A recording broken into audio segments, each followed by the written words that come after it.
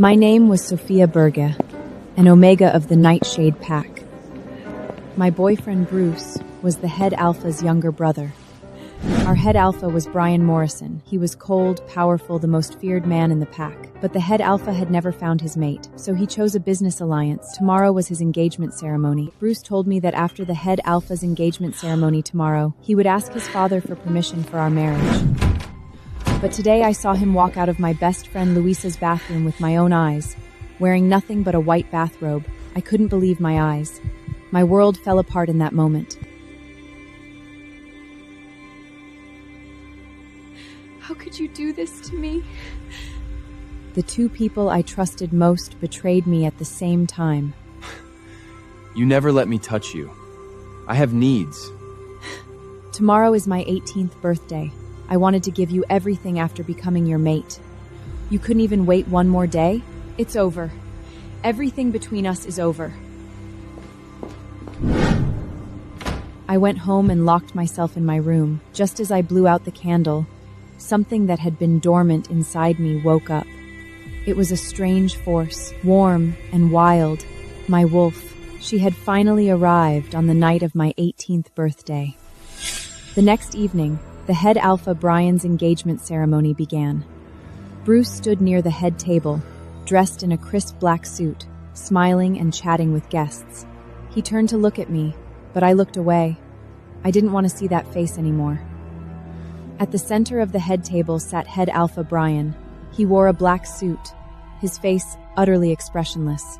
His fiancée Mila stood beside him in a crystal-encrusted gown with a long train, smiling brilliantly. Everyone was waiting for the ring exchange. The officiant had already begun reciting the vows. Suddenly, I smelled something I had never smelled before. My legs moved forward without my permission. My wolf chanted inside me, "Mate, mate, mate." I pushed through the crowd, step by step toward the head table. The sounds around me faded like the tide, and all I could hear was my heartbeat. The scent was coming from one direction, the head alpha of the Nightshade Pack, Brian Morrison. He was my fated mate. Suddenly a hand grabbed my wrist hard. Sophia, let's talk. The pull of the mate bond wouldn't let me stop. I yanked my hand free. "Don't touch me." I kept walking. Brian sat at the very center of the head table. He looked up and saw me. He felt the mate pull too. In an instant, his eyes turned red, but the next second he closed his eyes. He was holding back. He was shoving his wolf, the one that had recognized its mate, back into its cage. When he opened his eyes again, the red had mostly faded. Take her away. Two pack guards in black walked toward me, but they had barely taken a step when they stopped. Their faces changed. They lowered their heads, stepped back, moved aside, as if pushed by some invisible force. It was the head alpha's dominance. Even though he was restraining himself, even though he didn't want to acknowledge me, his aura was already clearing my path. No one dared to come near me. No one dared to stand in my way. My legs finally brought me to him. His gaze was sharp as a dagger. My knees trembled, and I fell to the floor in front of him. My eyes turned ocean blue, tears streaming down. I couldn't stop myself. In front of all the guests, I called out the word, "Mate!" The moment I called Brian mate, an enraged growl from the head alpha shook the entire hall. Lower-ranked pack members fell to their knees. They couldn't withstand the alpha's growl. Ladies and gentlemen, the engagement ceremony cannot proceed. The royal family will handle this. You may all leave now. The guests left in whispers. The head alpha's fiancée stood there, pale. Her parents hurried over and pulled her away. Bruce walked over quickly at that moment. Brian, I don't believe in this fated mate nonsense. Sophia's my girlfriend. She always has been. I stopped being that the moment I caught you cheating yesterday. Bruce tried to say more, but the head alpha cut him off. Everyone, leave. His words could not be disobeyed. I lowered my head, turned around and prepared to leave. Sophia, you stay. Everyone left.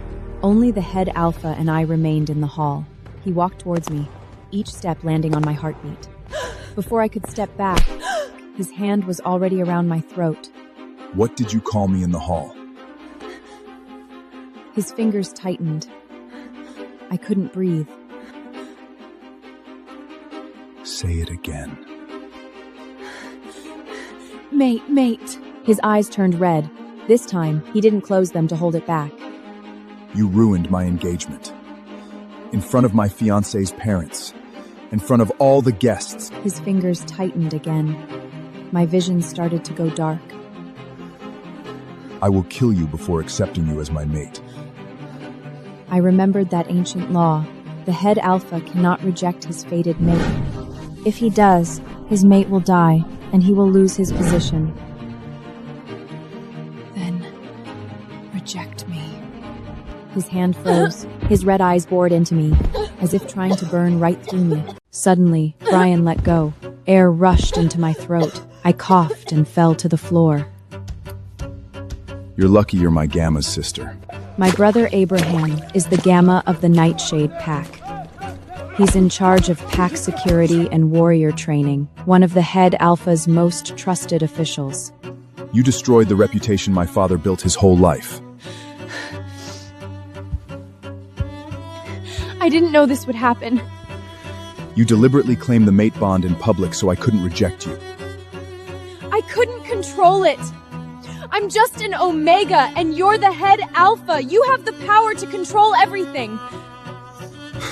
What a pretentious woman. He turned toward the door. Abraham, come in. Alpha. Take your sister and leave my pack. You're fired.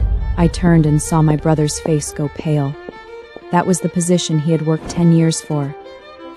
Because of me, he lost it all. I didn't know how I walked out of that pack house. I only knew that my heart had shattered into 2 pieces. When we got home, my brother told our mother he had been fired. What? That was your dream. Her hands began to tremble. She tried to speak, but only a sob came out. Then, she clutched her chest and collapsed to the floor. Mom! We rushed her to the pack hospital. The lights in the corridor were blindingly white. She had a mild stroke.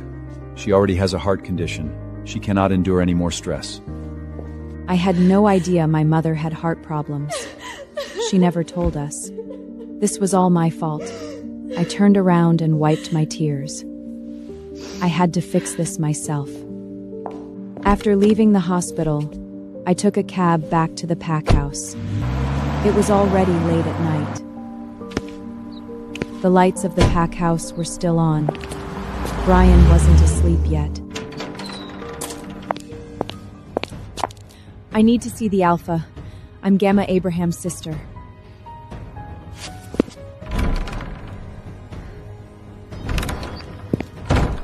The Alpha said Gamma Abraham and his family are not allowed in the pack house.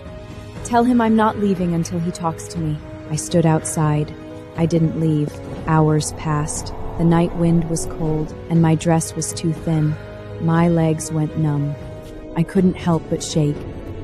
But I didn't move. I couldn't move. As dawn approached, I looked up and saw a figure standing at a second-floor window. It was Brian. He was looking down at me. We stared at each other across the cold of the entire night. Neither looked away first. The Alpha is calling you inside. I dragged my stiff legs and walked into the pack house.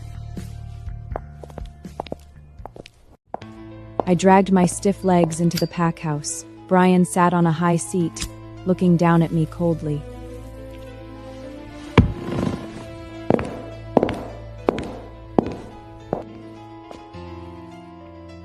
You have 5 minutes.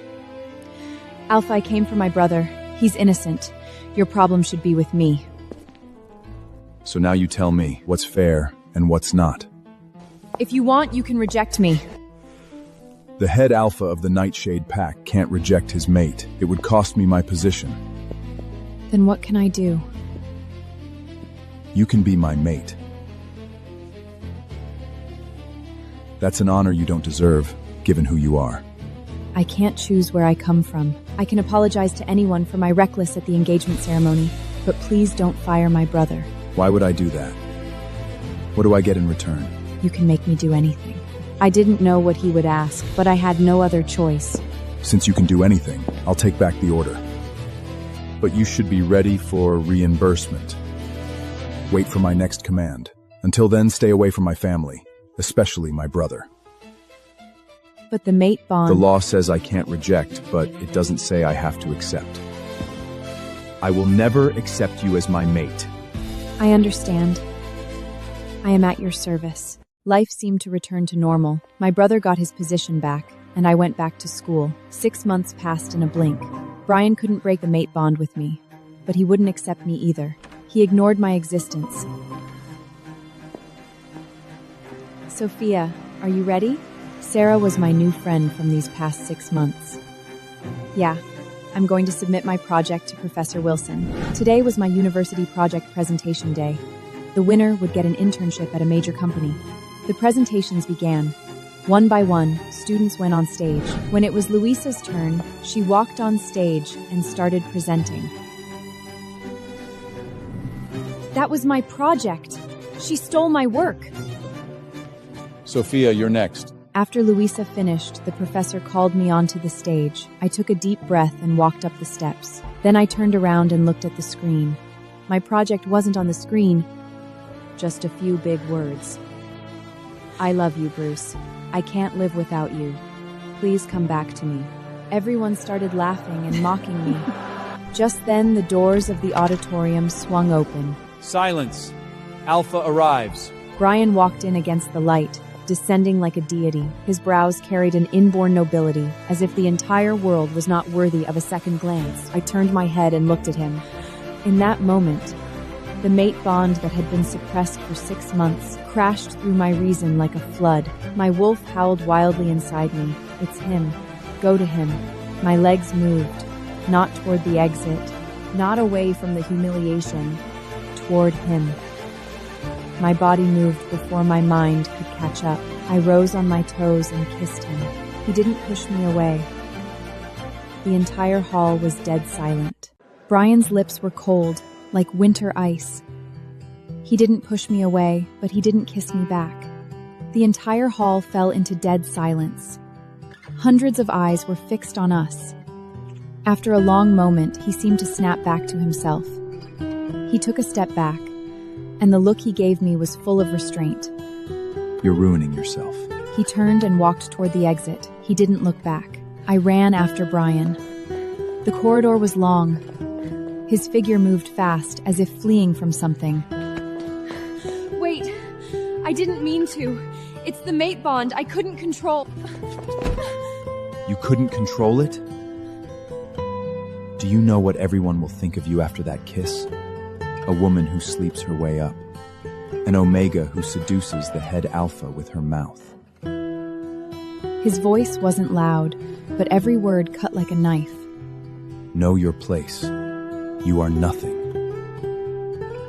He let go of me and walked toward the elevator without looking back. The elevator doors closed. The corridor was empty. Finally, my tears fell. When I returned to the auditorium, the presentations were already over. Luisa won. Everyone was congratulating her. I said nothing. I picked up my bag and left. I had just walked out of the school gate when a black sedan stopped in front of me. The window rolled down. Brian sat in the back seat, not looking at me. Get in. I hesitated, then opened the door. I didn't know if this man was going to help me or humiliate me further. I sat in the back seat and closed the door. The air pressure inside the car was suffocating. Brian didn't look at me once. The scenery outside the window scrolled backward frame by frame. After a long silence, he finally spoke. Luisa stole your project. I froze. He knew. But I won't fight for justice for you. The weak have to claim their own justice. I don't want to rely on anyone either. I will prove myself. Then prove it to me. The car stopped in front of my house. I opened the door and was about to get out. Come to the company for an interview tomorrow. My secretary needs an assistant. The window rolled up and the car drove away. I stood at the door, not understanding why he had suddenly given me a chance. The next day, I went to Morrison Group. The receptionist showed me the way to the top floor. The interviewer wasn't the HR manager. It was Brian himself. He sat behind a massive desk, flipping through my resume, his tone contemptuous. Do you think you're qualified for any job here? Your skills aren't even good enough to serve coffee. You don't deserve to work in my company. I swallowed the humiliation and stood up. You asked me to come. I didn't beg for it. I turned to leave. Stop. Did I say you could leave? I didn't turn around. His hand reached past me and pressed against the door. I stopped at the door. I didn't turn around. I've changed my mind. You can stay, but start from the bottom. If you do poorly, you'll never find any job in Morrison Group again. I didn't know if this was an opportunity or a trap. I accept. The next day, I officially started. My direct supervisor was Brian's personal secretary, Lily. Welcome, Sophia. If you don't understand something, you can ask me. She was very polite on the surface, but in reality, she dumped all the grunt work on me. Copying, ordering meals, organizing files, running errands.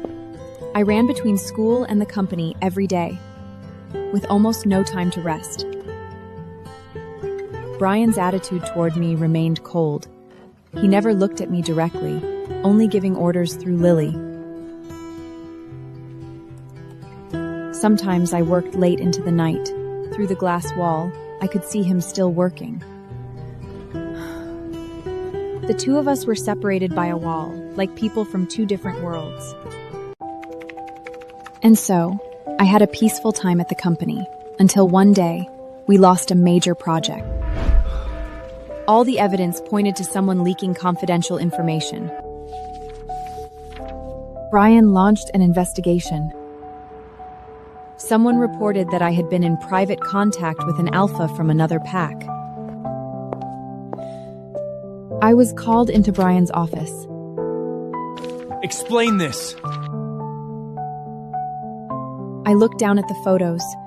They showed me talking to that alpha downstairs. Just a few days ago, he had stopped me to ask for directions. I don't even know him. He was just asking for directions. Asking for directions? A head alpha came all the way to ask you for directions? I'm telling the truth. I didn't leak anything. What deal did you make with that alpha? How much money did he give you? I didn't. I really didn't. You're still lying! His face was full of rage, and he flung photos from the desk straight at my face. You're fired. Get out of my company. The sharp edge sliced across my left cheek, a tearing, searing pain. I looked at Brian in disappointment. He didn't believe me. Just like that day at the engagement ceremony, he didn't believe a single word I said. I ran out of the office with my hand over my face. Tears and blood streamed down my face together. I didn't know who had framed me, but I knew Brian would never believe me. I went home in a daze and locked myself in my room. I cried the entire night, until Sarah called.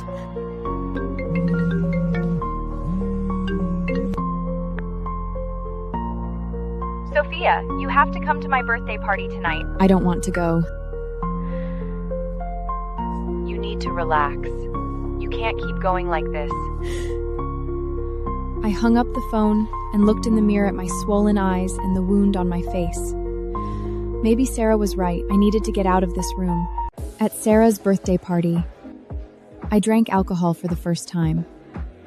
A few glasses in, the world began to spin. The music turned harsh, and the lights stabbed my eyes like knives. I went to the bar alone and kept drinking. My mind was full of Bruce's betrayal and the injustice of being framed. As I was leaving, I almost fell. A pair of hands caught me. I looked up in a daze and saw a figure, familiar, like Bruce. Bruce, why did you do this to me? I buried my face in his chest and grabbed his clothes. Look closer. Who am I? That voice was wrong. Too cold, too deep, not like Bruce. I blinked hard and tried to focus. Then, I saw that face clearly. Not Bruce. It was Brian. Looking at Brian's face, I froze, half sober. Why did you chase me all the way here? Haven't you humiliated me enough? It's not my fault I'm your mate. His pupils contracted slightly. A flicker of dark red flashed deep in his eyes. The instinctive response of a wolf to the mate bond. But he suppressed it immediately. You think getting drunk and playing the victim in front of me will soften my heart? I'm not pretending. I really drank too much. Stop pretending. You're acting. You've been acting from the very beginning. He shoved me away. I stumbled and hit the bar counter behind me, my elbow slamming into the edge, making me gasp in pain. He didn't look at me again. He turned and strode toward the exit, his back cold as a wall. I didn't know how I made it out of that bar. The night wind hit me, and my stomach churned violently. I staggered to the roadside, one hand bracing against the wall, the other covering my mouth. Footsteps came from behind. A pair of leather shoes appeared in my line of sight. You? Get in the car. No. I can go back on my own. That's an order from your alpha. I froze. An Omega cannot disobey an Alpha's command. He opened the car door, and I got in. I had no strength to fight, no right to refuse. The car had barely been moving for 2 minutes when my stomach began to churn again. Stop! I'm going to be sick. Pull over. The car pulled over. I pushed the door open and rushed out, crouching by the roadside, and vomiting until my stomach was empty. The alcohol surged up from my stomach, and my consciousness slowly returned. I knelt by the roadside, trembling all over. After I vomited, my consciousness slowly returned. I knelt by the roadside, trembling all over, my mouth bitter and dry. A car door swung open behind me. A coat was draped over my shoulders. I slowly stood up and turned around. Brian was standing behind me. Alpha, I'm sorry. I was disrespectful. At least you know you were disrespectful. Not completely stupid. I want to go to Sarah's house. Drive. I got into the car, shrinking against the door, trying to stay as far from him as possible. The car drove for a while. The silence inside was suffocating. Suddenly, I felt a gaze land on my left cheek.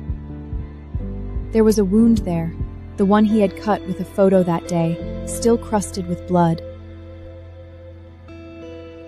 It hasn't healed yet. A few seconds of silence. Then, he reached out and cupped him. My heart was pounding like it might leap out of my chest. After what felt like a long time, Brian let go of me. The wound is healed. I instinctively touched my left cheek. My fingertips met smooth skin. The wound was gone. I froze. Hurting you that day was my fault.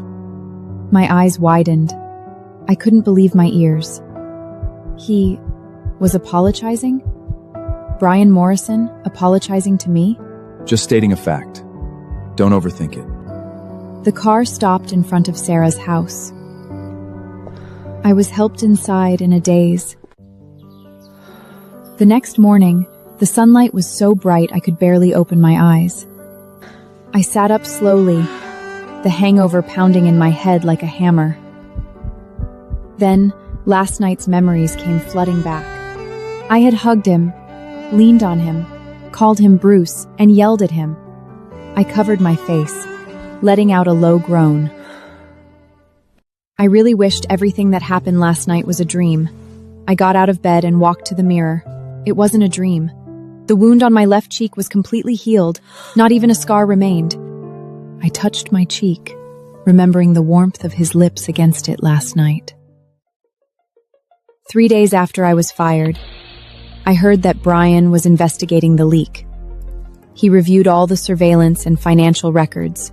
Then, he discovered that Lily's bank account had received a huge transfer from an alpha of another pack. It was you. I admit it. I leaked the information and framed Sophia. You're fired. In my pack, never show your face again. He knew he had wronged me.